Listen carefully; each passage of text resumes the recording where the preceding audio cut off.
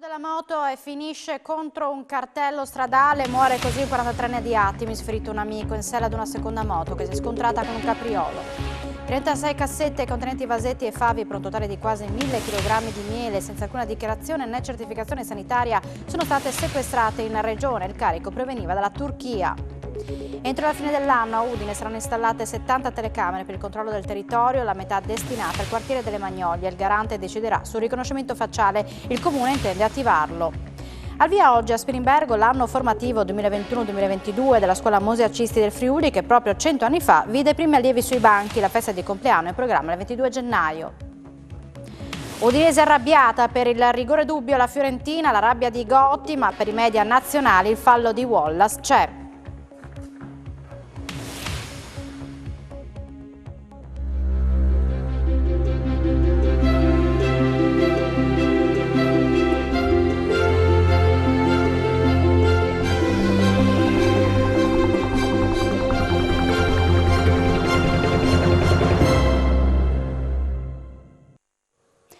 Buonasera e ben ritrovati in un appuntamento con l'informazione di Telefriuli. Perde il controllo della moto e finisce contro un cartello stradale. Muore così un 43enne di Attimis, ferito un amico in sella ad una seconda moto che si è scontrata con un capriolo. Forse lo stesso animale è all'origine anche dell'incidente mortale. La vittima è Filippo Di Leonardo.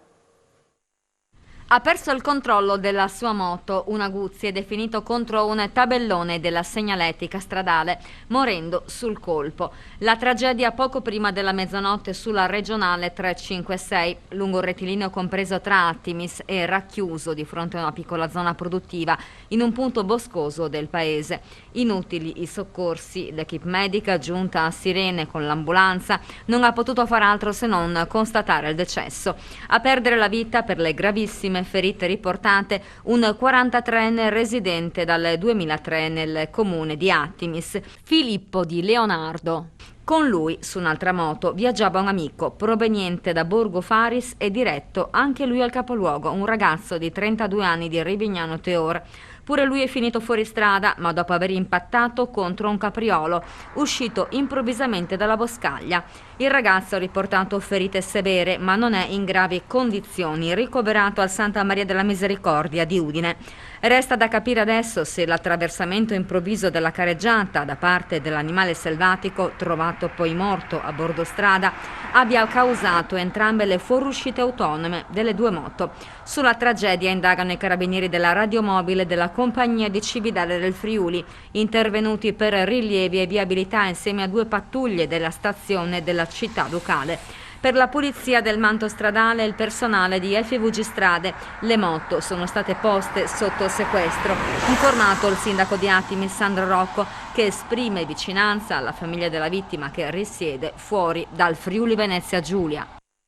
Sono terminate dopo 2 ore con la riapertura del tratto interessato le operazioni di soccorso dei Vigili del Fuoco per il tamponamento tra 2 tir avvenuto poco dopo le 12:30 lungo l'autostrada 4, 1 chilometro prima dello svincolo di Spinea in direzione Trieste.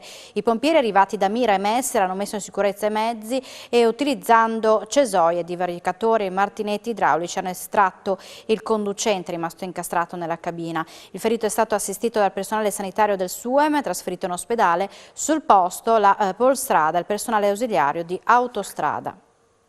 Quasi 1000 kg di miele senza certificazione sono stati confiscati a Trieste, erano in arrivo dalla Turchia. Vasetti e favi saranno distrutti. Sono stati trovati in un mezzo proveniente dal porto turco di Mersin che transitava al porto Franco Nuovo di Trieste con destinazione Belgio. Il carico era scortato da documenti di transito che indicavano la presenza di oltre 1000 colli per un peso lordo di circa 16.000 kg. L'eccessiva frammentazione del carico, varietà e quantità di articoli hanno portato Guardia di Finanza e Agenzia delle Dogane a una verifica approfondita. La merce non dichiarata è stata confiscata per contrabbando amministrativo. Cominata una sanzione pecuniaria pari a 2 volte i diritti di confini dovuti. Il miele sarà distrutto. Circa 80 studenti della scuola elementare Ada Negri di Udine sono finiti in quarantena a seguito della positività al Covid riscontrata su un docente. Il provvedimento ha coinvolto le due classi quarte e quinte del plesso di Via Zucchi dell'Istituto Comprensivo 4. Gli studenti ora in DAD rimarranno in quarantena almeno fino a giovedì prossimo. È in leggero aumento in tutto il mondo il numero di contagi di Covid nei bambini. Il segretario regionale della Federazione dei Medici Pediatri Paolo Lubrano rassicura i genitori, i numeri non sono allarmanti e quando ci saranno i vaccini anche per i più piccoli saranno destinati soprattutto a chi soffre di particolari patologie. I casi di Covid tra i bambini iniziano a crescere. Gli ultimi dati parlano di più di 2 bambini da 0 a 3 anni su un campione di 1 milione di persone ricoverati in ospedale. Al momento non si parla di allarme, ma sicuramente cresce l'apprensione dei genitori. I dati dicono che in effetti c'è un aumento, soprattutto con le nuove varianti, dei contagi anche tra i bimbi. Questo però in nessuna parte al mondo si è tradotto in un aumento di gravità della malattia, che continua per fortuna nei bambini ad essere relativamente poco pericolosa. Neonati, soprattutto quelli piccoli dove è difficile sapere cosa hanno effettivamente, vengono più spesso ricoverati, non tanto per il coronavirus in sé quanto perché per capire cosa hanno. E per quanto riguarda i bambini a scuola?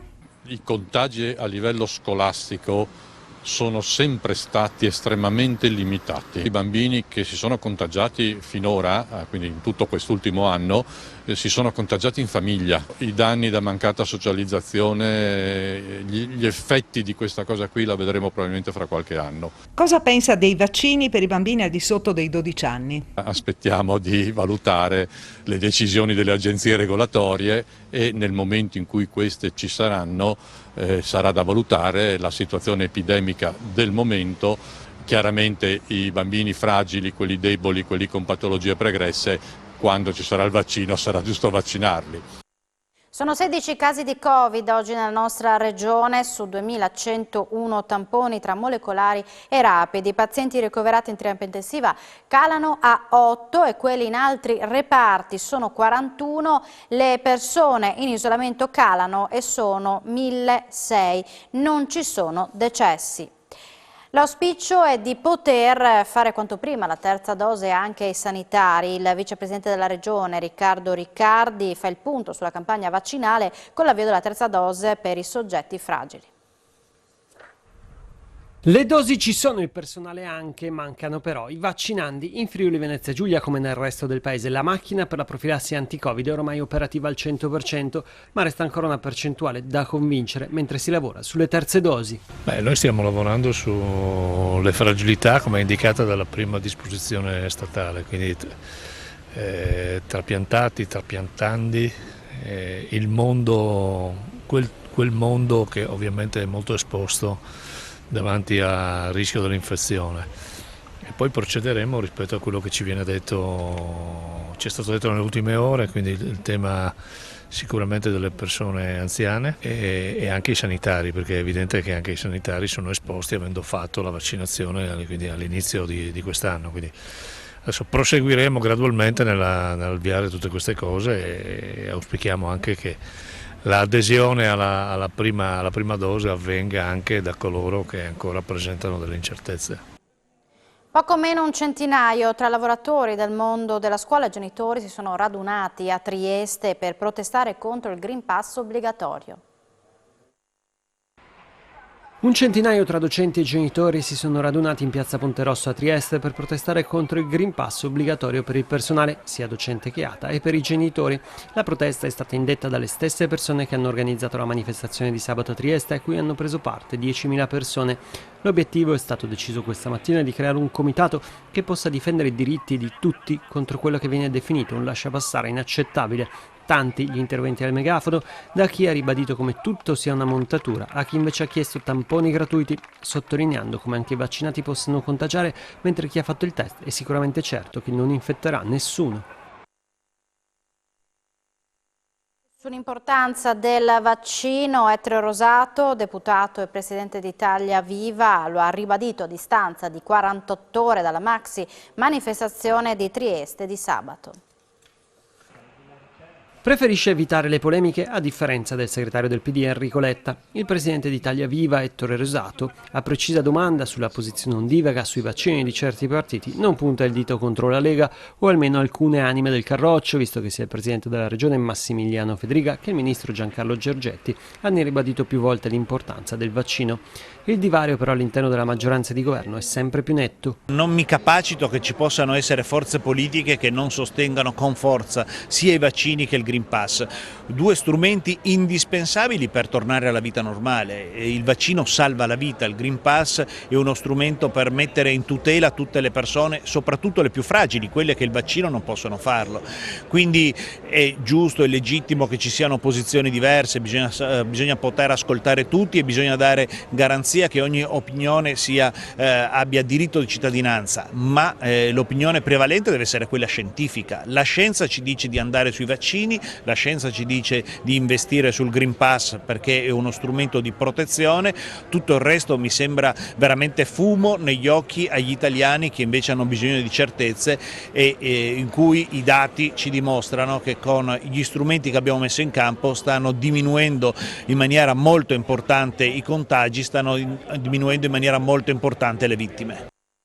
Entro la fine dell'anno saranno installate a Udine 70 telecamere di nuova generazione per il controllo del territorio, la metà delle quali è destinata al quartiere delle Magnolie. L'amministrazione comunale in attesa del pronunciamento del garante per la privacy per attivare anche il sistema di riconoscimento facciale e intende continuare su questa strada nonostante le polemiche sollevate da più parti. Da tempo a Udine si parla dell'ampliamento del sistema di videosorveglianza, ma nel mirino della polemica di questi giorni non sono tanto le telecamere quanto il fatto che siano dotate di uno speciale dispositivo che consente il riconoscimento facciale. Il nostro sistema sarà predisposto per il riconoscimento facciale che ci auguriamo di poter attivare non appena ci sarà un cambio di linea, un cambio di rotta da parte del garante della privacy. Senza riconoscimento facciale, da quando saranno effettivamente in funzione e dove potenziate? Ma intanto la commissione che deve aggiudicare la gara d'appalto, quindi che deve individuare la ditta che effettivamente poi realizzerà il sistema, si sta riunendo proprio in queste settimane. Io conto che nel brevissimo periodo si riesca ad aggiudicare l'appalto. Nel corso della fine di quest'anno io mi auguro che si arrivi definitivamente alla realizzazione di questo ampliamento. Si tratta di quasi 70 nuove telecamere, vanno un po' a spaziare dal centro storico al quartiere delle Magnolie in particolare. Telecamere a parte, il Comune pensa di ampliare l'orario di apertura del posto di polizia locale in via Leopardi. Pochi giorni fa c'è stato un intervento da parte di 3 agenti della polizia locale proprio perché un cittadino è entrato all'interno del presidio, ha segnalato una situazione di pericolo e c'è stato l'intervento nell'immediatezza, quindi significa che quel presidio funziona. A breve partirà un nuovo concorso per l'assunzione di ulteriori agenti e man mano che riusciremo ad ampliare il personale della polizia locale si potrà anche aumentare l'orario di servizio del presidio. L'assessore alla sicurezza del Comune di Udine, Alessandro Ciani, è stato assolto dal Tribunale di Udine dall'accusa di diffamazione. Al centro del processo una frase in un comunicato stampa che aveva suscitato l'ira di alcuni esponenti dell'ultima giunta ONSEL. Il fatto non costituisce reato. Con questa formula il giudice del Tribunale di Udine, Mauro Qualizza, ha assolto l'assessore alla sicurezza del Comune di Udine, Alessandro Ciani, alla conclusione del processo che lo vedeva imputato del reato di diffamazione, per il quale la pubblica accusa aveva chiesto una multa di 500 euro. Tutto era partito da un post sulla pagina Facebook del Comune di Udine l'8 novembre 2018, nel quale si dava conto della chiusura della scalinata di via Cernaia verso il cavalcavia ferroviario, dove erano stati segnalati casi di spaccio di stupefacenti. Il comunicato si chiudeva con una dichiarazione di Ciani nella quale si diceva che la giunta attuale era dalla parte dei cittadini e non, come quelle precedenti, dalla parte dei delinquenti. Frase questa che l'assessore aveva detto di non aver mai autorizzato e che aveva spinto alcuni componenti dell'ultima giunta ONSEL a sporgere querela. Da un lato, commenta Ciani, sono contento dell'esito del processo, dall'altro ribadisco come sia un peccato che la vicenda sia finita in tribunale. I giudici hanno cose ben più importanti e delicate di cui occuparsi rispetto a polemiche politiche che andrebbero fatte nei luoghi dedicati. Dispiace, conclude, che ci sia stato chi ha voluto trascinare una situazione che doveva essere chiusa immediatamente. Incendiò la legnaia del vicino con un rudimentale ordigno che per fortuna non esplose. Un uomo di Rive d'Arcano è stato condannato a oltre 2 anni di reclusione. Prima aveva dato fuoco alla legnaia del vicino con un rudimentale ordigno, poi, davanti ai carabinieri, aveva detto alla vittima: la prossima volta lo faccio meglio che neanche te ne accorgi. Per questo un trentenne di Rive d'Arcano è stato condannato a 2 anni, 1 mese e 10 giorni di reclusione con il rito abbreviato per tentato incendio dal GIP del Tribunale di Udine Maria Rosa Persico. I fatti sono accaduti il 20 dicembre 2020 quando, per una ripicca, l'uomo appiccò un incendio alla tettoia del deposito attrezzi dove il vicino di 55 anni custodiva il pellet per il riscaldamento, posizionando un bidoncino di diluente e una bombola di gas con la valvola aperta, che per fortuna non è esplosa, dando infine fuoco all'accelerante. Il vicino era subito intervenuto spegnendo le fiamme e aveva chiamato le forze dell'ordine, davanti alle quali il trentenne lo ha minacciato. L'uomo si trova agli arresti domiciliari, misura cautelare che il giudice ha confermato fino a giugno del prossimo anno. Un uomo di Latisana è stato condannato a 2 anni di reclusione dal GUP di Udine. Aveva perseguitato per 3 anni un disabile con offese e minacce. Per 3 anni aveva molestato un vicino di casa disabile con minacce verbali e fisiche, condannato a 2 anni di reclusione. È la pena inflitta a un 52enne di Latisana con il rito abbreviato dal GIP di Udine Maria Rosa Persico per atti persecutori aggravati proprio perché commessi nei confronti di un disabile. Le vessazioni ai danni di un 35enne affetto da un ritardo mentale sono durate dal 2017 al 2020. In questo arco di tempo il condannato lo aveva più ripreso offeso e minacciato di morte. Come se non bastasse, per 2 volte aveva provato a farlo cadere dalla bicicletta in strada, in un'occasione cercando di investirlo con l'automobile vicino al supermercato. Una persecuzione, questa, che aveva costretto la vittima a cambiare le proprie abitudini per evitare di incontrare il persecutore, tanto che per uscire di casa si faceva accompagnare da un familiare. Oltre alla condanna, l'uomo è stato sottoposto alla misura cautelare di divieto di avvicinamento, di comunicazione e di transito davanti all'abitazione della persona offesa fino a marzo del 2023. L'entrata in vigore del Green Pass obbligatorio non condizionerà la vita delle famiglie, ne è convinta il ministro Elena Bonetti oggi in Regione per la campagna elettorale.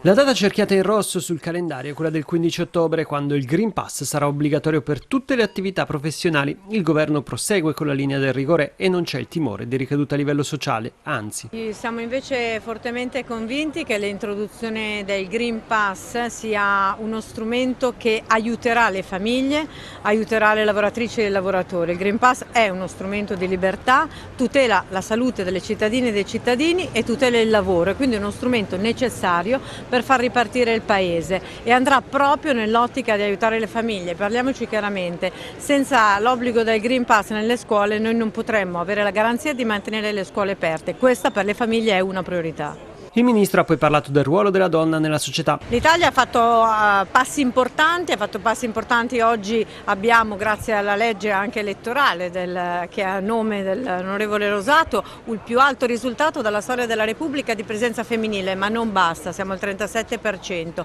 È evidente che oggi c'è bisogno di donne nei luoghi di leadership e di governance, lo ha detto bene Ursula von der Leyen, non perché siamo migliori, ma perché siamo diverse. Di questa presenza, di questa piena parità necessita la nostra democrazia.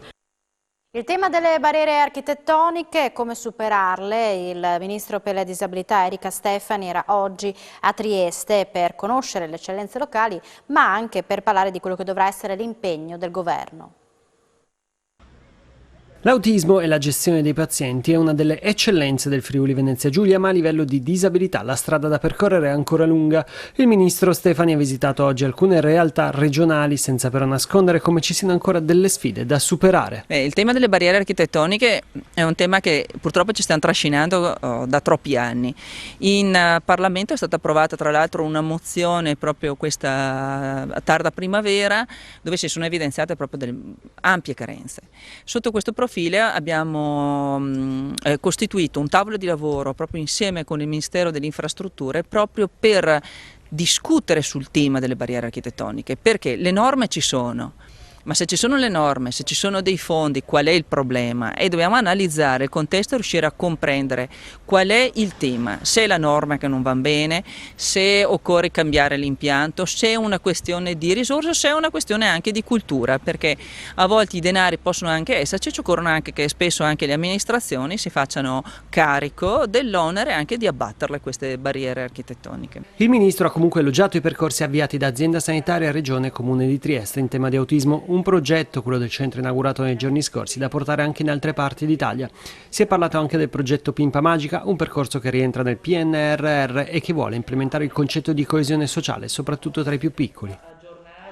L'economia del Friuli Venezia Giulia, nonostante la crisi del Covid, ha retto e sta dando segnali di ripresa importanti. Il Presidente della Regione, Massimiliano Fedriga, è soddisfatto anche sotto il profilo dei nuovi investimenti. Domani si alzerà il sipario su uno degli investimenti più importanti in Friuli Venezia Giulia e nella provincia di Trieste. La British American Tobacco annuncerà, alla presenza delle massime autorità cittadine, dei ministri dello sviluppo economico Giancarlo Giorgetti e dell'agricoltura Stefano Patonelli, il progetto per la creazione di un polo in città. Il riservo è stato massimo in queste settimane, ma un segnale di come l'economia del Friuli Venezia Giulia stia guidando la ripartenza del paese. No, ma devo dire che sono contento perché siamo riusciti con un lavoro spero quotidiano importante, però a diventare punto di riferimento anche per realtà internazionali che decidono di puntare sul Friuli Venezia Giulia, e questo non è indifferente. Evidentemente il sistema creato in questa regione con un vantaggio e un impegno di tutte le istituzioni, non soltanto la regione, penso ai comuni, penso alle autorità di sistema portuale, penso agli interporti, penso insomma a un sistema che si è mosso insieme, e devo dire che abbiamo avuto grande capacità tutti insieme, perché abbiamo superato divisioni partitiche, divisioni di colori ed altro, ma abbiamo cercato di remare tutti nella stessa direzione. Oggi vediamo i risultati importanti, credo, e mi auguro che possano essercene sempre di più anche in futuro.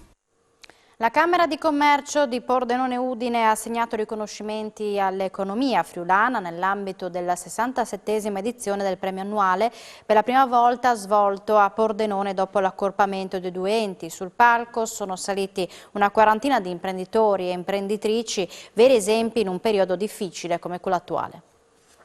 Imprenditori e imprenditrici, aziende e figure di spicco dell'economia del territorio. A loro sono stati assegnati una quarantina di riconoscimenti nell'ambito dell'annuale premiazione organizzata dalla Camera di Commercio di Pordenone Udine al Teatro Verdi. Una kermesse arrivata alla 67esima edizione, tornata in presenza e per la prima volta ospitata dalla città sul Noncello. Un po' in tutti i settori, quindi nell'industria, nel turismo, nel commercio, nell'agricoltura. Questo è il nostro territorio, fatto di tante piccole aziende, anche grandi aziende, che sono già ripartite. L'export manifatturiero e il turismo stanno andando alla grande. Alla presenza delle autorità, ospite d'onore l'economista Carlo Cottarelli, sono stati assegnati i riconoscimenti nei vari settori e le targhe d'eccellenza. Al professore dell'Ateneo Friulano Stefano Miani, al calciatore Brian Cristante, che non era presente, alla memoria di Bernardino Ceccarelli, fondatore dell'omonima impresa, e al sistema sanitario della regione per l'impegno profuso durante la pandemia. Questo riconoscimento, che naturalmente va rivolto a tutti gli operatori del servizio sanitario regionale e insieme a loro a tutto il sistema dei volontari, a partire dalla protezione civile, che sono impegnati nel corso di questi mesi. Sul palco piccoli e grandi imprenditori premiati con riconoscimenti speciali. La mia azienda è sorta quasi 6 anni fa, a dicembre festeggio i primi 6 anni di attività. L'azienda è sorta per promuovere artigianato di qualità e produzioni regionali della nostra regione e poterle presentare attraverso un canale innovativo come quello dell'e-commerce. Sono molto orgogliosa, lo dedico alla mia famiglia e a tutte le donne lavoratrici, imprenditrici. Alle premiazioni della Camera di Commercio era presente come ospite d'onore l'economista Carlo Cottarelli, che ha anticipato come il governo nella nota di aggiornamento al DEF prevederà un ritocco al rialzo del PIL al 6% e auspica che il governo Draghi arrivi almeno fino al termine della legislatura. La ripresa sta avvenendo più rapidamente del previsto, il governo credo domani approverà la nota di aggiornamento del documento di economia e finanza, dove si prevede molto probabilmente un tasso di crescita per quest'anno del 6% invece del 4,5% che era stato detto ad aprile. Questa è una buona notizia. L'incognita più grossa nell'immediato è un possibile ritorno alle chiusure, però anche quello per ora i contagi stanno scendendo. L'unica cosa da ricordare è che non è sufficiente tornare a dove eravamo nel 2019, perché il 2019 concludeva il peggior ventennio della storia economica italiana, quindi rimbalzare, tornare lì e fermarsi non è sufficiente. Le strategie sono quelle del Piano Nazionale di Ripresa e di Resilienza, che grosso modo va bene come strategia generale. È un piano che dovrebbe portare a più investimenti pubblici, a più investimenti privati, più investimenti in capitale umano, e la questione è l'implementazione, lì, a partire dalla durata di questo governo, che rimane piuttosto incerta, come sapete, per via della questione di chi farà il Presidente della Repubblica. Chi potrebbe essere? La domanda che si deve porre è se Draghi andrà a fare il Presidente della Repubblica oppure no. Io ho detto più volte che siccome il governo Draghi sta facendo bene, sarebbe auspicabile che durasse fino al 2023.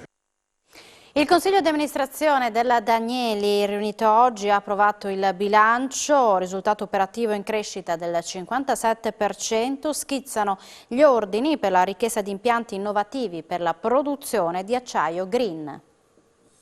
La ripresa economica ha generato un effetto positivo sulla domanda di impianti e il gruppo Danieli registra un risultato operativo di 143,9 milioni di euro, il 57% in più rispetto al passato esercizio. Schizza anche il portafoglio ordini, 598 milioni di euro in più rispetto ad un anno fa, trainato dalla richiesta di impianti innovativi per la produzione green di acciaio.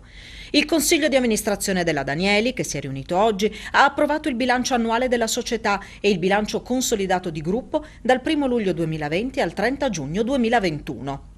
L'esercizio 2020-2021 chiude con un utile netto di 80,2 milioni di euro.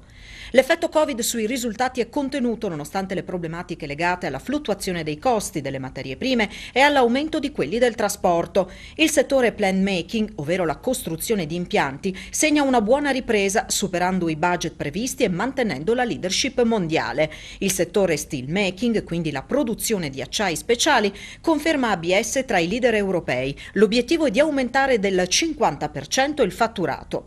Quanto alle prospettive, la produzione mondiale di acciaio ha raggiunto nel primo semestre 2021 circa 1.004 milioni di tonnellate, con un incremento del 14,4% rispetto allo stesso periodo del 2020. Le previsioni per il 2021 parlano di un incremento complessivo del 10%. Il mercato dell'acciaio sarà forte nel secondo semestre dell'anno e in ulteriore miglioramento nel 2022. I prossimi 2 anni porteranno ad un consolidamento positivo del mercato, con forti investimenti privati ed infrastrutture pubbliche previsti dai piani di ripartenza dei vari governi. L'andamento dei consumi di acciaio sarà influenzato positivamente dai recovery plan, che richiedono una produzione sostenibile con meno emissioni.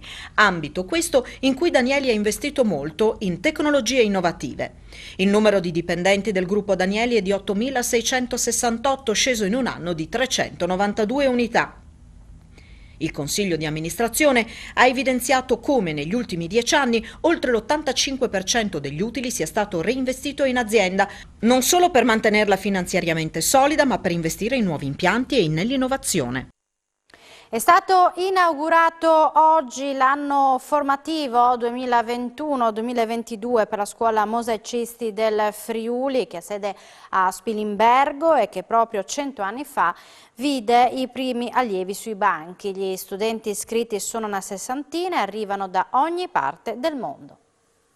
100 anni di scuola Mosaicisti del Friuli. È passato un secolo dall'avvio del primo anno formativo, 1921-1922, quando un manipolo di adolescenti in bicicletta si apprestava a studiare l'arte musiva a Spilimbergo. 100 anni dopo è stato inaugurato il nuovo anno, quello del centenario.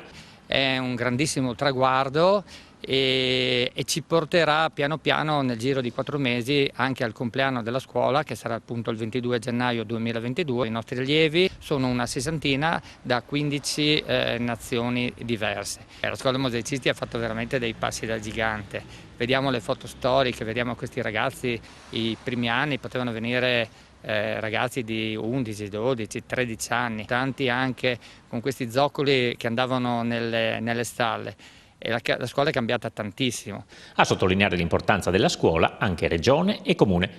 L'offerta formativa altissima che viene garantita in questa scuola permette di formare i futuri artisti del mosaico che non lavoreranno soltanto nella nostra regione ma in tutto il mondo. Lo dico sempre, è un po' una sintesi di diversi ambiti, quello dell'istruzione, le attività produttive, la promozione turistica del territorio, lo sviluppo culturale. In attesa del compleanno, insegnanti e studenti sono pronti a rinnovare una storia lunga un secolo. Quest'anno un anno ricco di progetti, visto che cade il centenario della scuola di mosaico, e pieni di entusiasmo nel cominciare questo nuovo anno. Vengo dalla Polonia. Ho cominciato come la ragazza a pari e poi ho deciso di andare nella scuola, ho scoperto quella scuola, mi è piaciuta tantissimo, quindi ho iniziato il percorso e sono molto contenta. Siamo in chiusura, tra poco le notizie sportive con in primo piano l'Udinese arrabbiata per il rigore dubbio alla Fiorentina, la rabbia del tecnico Gotti perché i media nazionali dicono che il fallo di Wallace c'è. Quindi a tra poco con Sport FVG, grazie per l'attenzione e buona serata su Telefriuli.